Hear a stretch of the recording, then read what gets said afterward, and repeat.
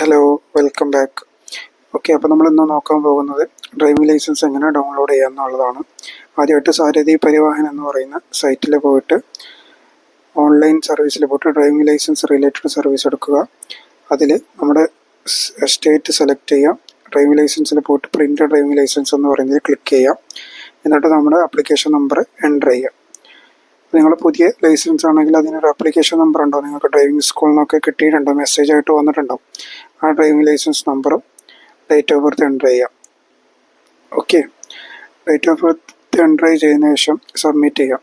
Submit ചെയ്ത് കഴിഞ്ഞാൽ PVC card എന്ന് പറഞ്ഞുകൊണ്ടൊരു ഓപ്ഷൻ കാണാം. അത് ടിക്ക് ചെയ്തതിന് ശേഷം സബ്മിറ്റ് ചെയ്യാം. വീണ്ടും സബ്മിറ്റ് കൊടുത്തിട്ടുണ്ടെങ്കിൽ കുറച്ച് നേരം വെയിറ്റ് ചെയ്താൽ ഒരു OTP വരും. നിങ്ങൾ മൊബൈൽ നമ്പർ അതായിട്ട് രജിസ്റ്റർ ചെയ്ത നമ്പറിൽ OTP വരും. അത് എൻ്റർ ചെയ്തിട്ട് ഡ്രൈവിംഗ് ലൈസൻസ് പ്രിൻ്റ് കൊടുക്കുക. ഒരു PDF ഡൗൺലോഡ് ആവുന്നതായിരിക്കും.